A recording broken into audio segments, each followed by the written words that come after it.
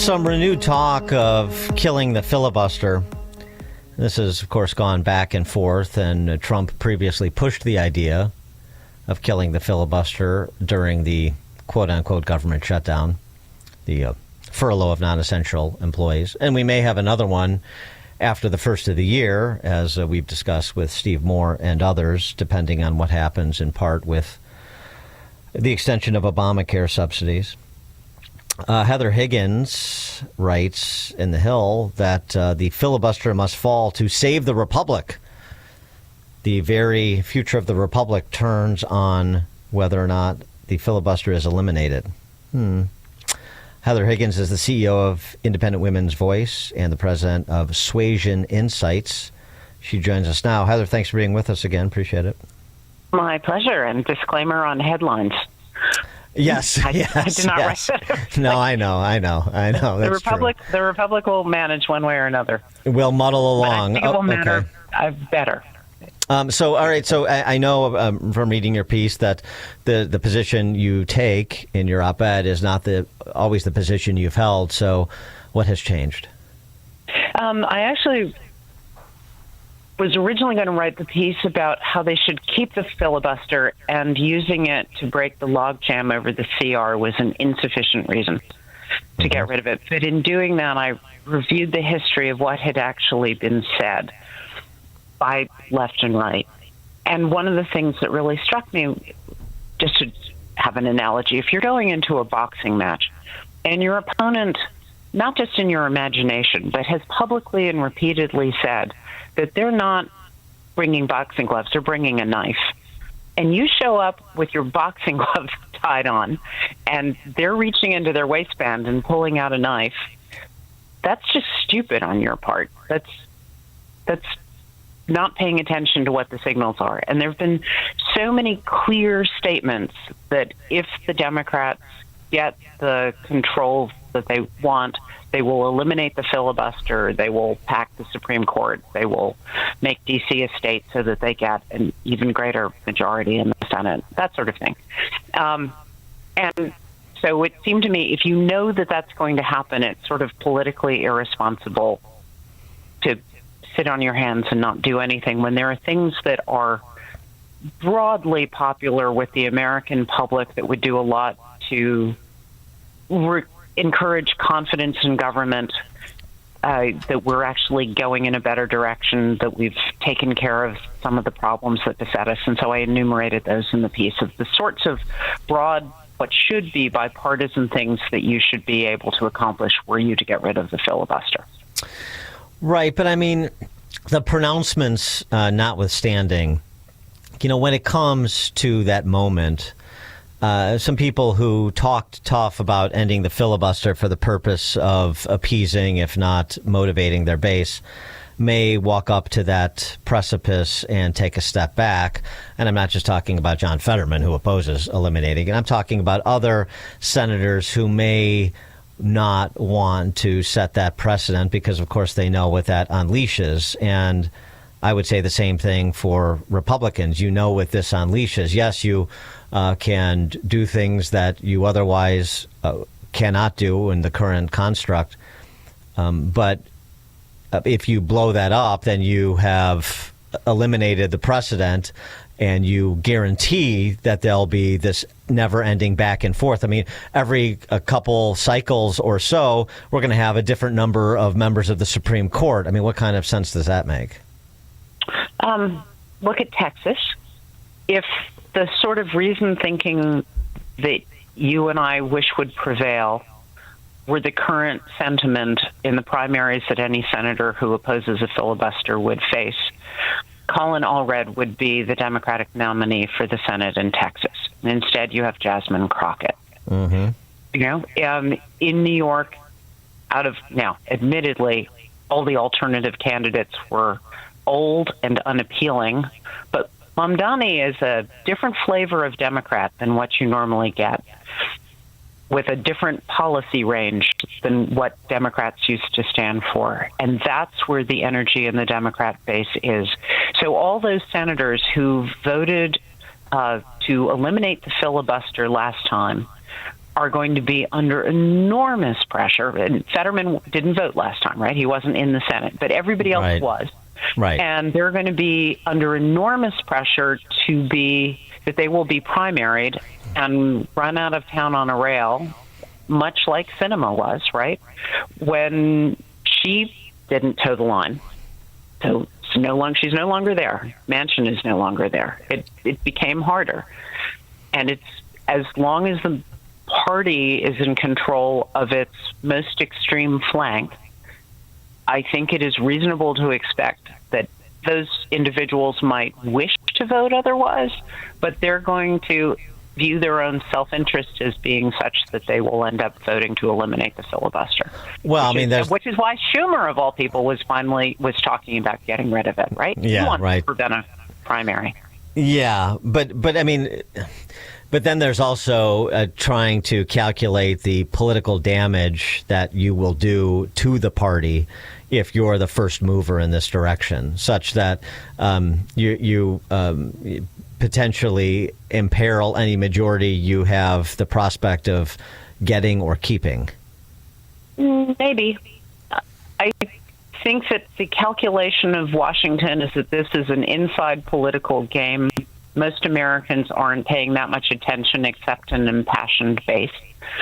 And so therefore, a lot of Americans would actually be happy to see stuff getting voted on and discussed in the Senate. As I mentioned in the piece, when I have written about the filibuster in the past, it's not been to get rid of it. It's been to get rid of the practice which has sprung up with increasing frequency over the last 20 to 30 years of using the very first motion to proceed to consider, which is how a bill got to the floor, to be discussed and be in that marvelous, cooling saucer of deliberation and debate, which is supposed to be what the Senate is. And now they use it to prevent all sorts of things from ever getting to the floor so that incumbents don't have to take positions on things that might be awkward. And so it is no longer the temple of debate and discussion that it was designed to be. No, I concur. I mean, that's hard to disagree with. But does eliminating the filibuster ensure that it never will be again? No, but we managed without a filibuster at the beginning. And if you know that the filibuster, if you have high probability certainty. Okay, so all we know now is that when you go to the boxing match, you are going to have your boxing gloves on, and I'm going to be expecting them to bring a knife because they've said over and over that they're going to bring a knife. Which way do you want to play it? I mean, you can go, but isn't that the triumph of hope over observation? Yeah, I'm just like, so, I mean, I guess it's sort of a concession that our politics are never going to improve, which is sort of a dismal thing to consider because, we didn't always have the filibuster. That's true. But we also had different norms pre-filibuster in terms of the Senate being that deliberative body. And then it just becomes another legislative body that is subject to the passions of the day, like the House is, to a larger extent. And so, they still have the 6-year terms, not the 2-year terms. Well, and they're still picked by the totality of their states, not by individual districts, which helps change the dynamic somewhat. But, the filibuster isn't part of our Constitution. It's a rule that they came up with for self-governance within the Senate. And maybe they can come up with a different rule that protects some of the things that you're worried about. But I do think that, they are at bottom supposed to be a majoritarian body. And we've imposed this 2/3 hurdle for everything except for, the Byrd rule and reconciliation. And it's over time. And judges now, thanks to Harry Reid. Yeah, right. Yes. But here's the thing. I mean, just as a conservative, I always default to the "don't just do something, stand there" philosophy when it comes to politicians. So I actually want them to do less. I want there to be hurdles for them to do anything.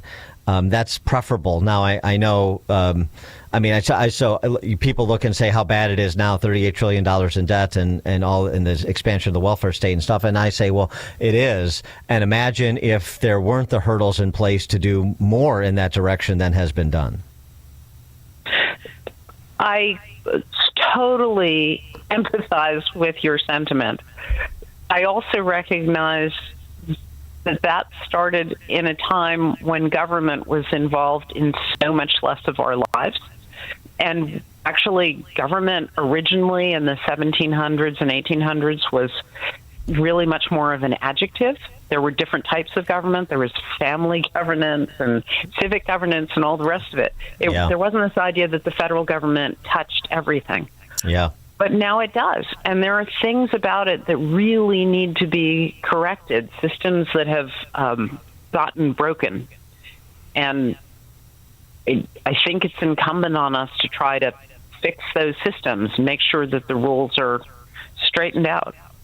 And the couple three imperatives you would have if the filibuster went away in terms of fixing those systems? Well, as I enumerated a whole bunch in the article, but the first one would be, I think there are now people on both sides of the aisle who wonder how legitimate elections are.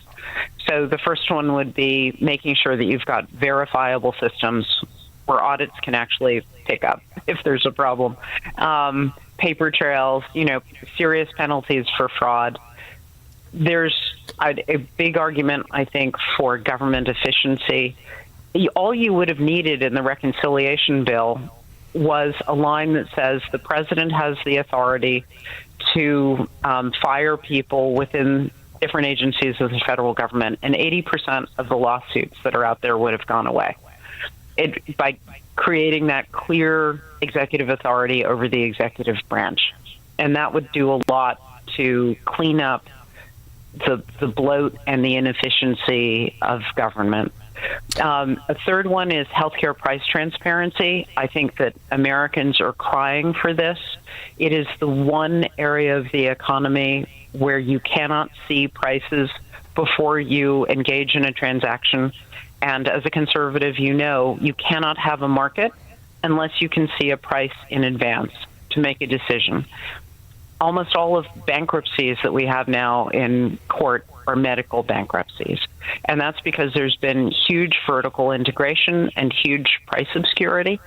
And this is a problem, and we do not have a market. So just passing things like the bills that are in Congress now, like the Marshall-Hickenlooper bill and the Scott bill, would go a long way towards giving patients and employers the transparency that they need to see what the prices of things are, because there's often a 10x discrepancy, even in the same city, never mind going around the country, or never mind paying cash for something, as opposed to, what a hospital is going to charge you or a doctor is going to charge.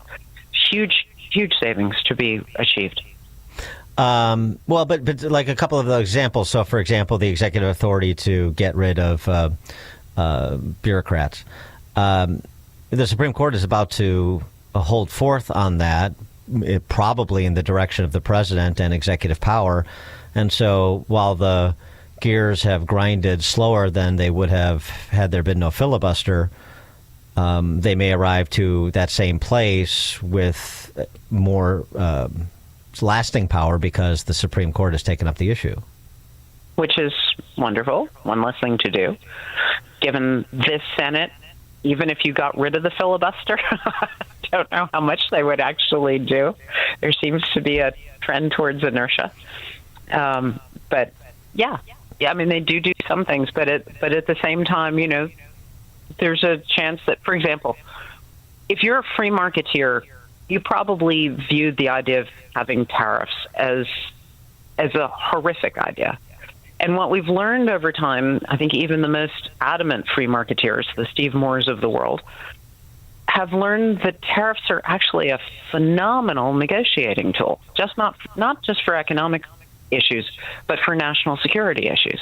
And the give and take that comes of having something, a quiver, and an arrow in your quiver in the form of potential tariffs is very useful. Well, there's a chance that won't be upheld by the Supreme Court, in which case there would need to be specific legislation giving the power to the president, much as Smoot-Hawley does and actually still does on the books, give the president authority to raise tariffs based on their own judgment of the country's interests, on their own ipse dixit, without needing legislative approval. That's the sort of thing that you could put into law so that there's negotiation flexibility. Heather Higgins, CEO of Independent Women's Voice and the president of Suasion Insights. Heather, thanks so much for joining us. Appreciate it. My pleasure, Dan. Thank you so much. And Heather Higgins joined us on the Turnkey.pro answer line. This is Chicago's Morning Answer. This is a full-blown 4-alarm holiday emergency here. On AM 560. We're going to have the happiest Christmas since Bing Crosby tap danced with Danny Kaye. The Answer. We all hear the radio ads about the IRS. They tell you to be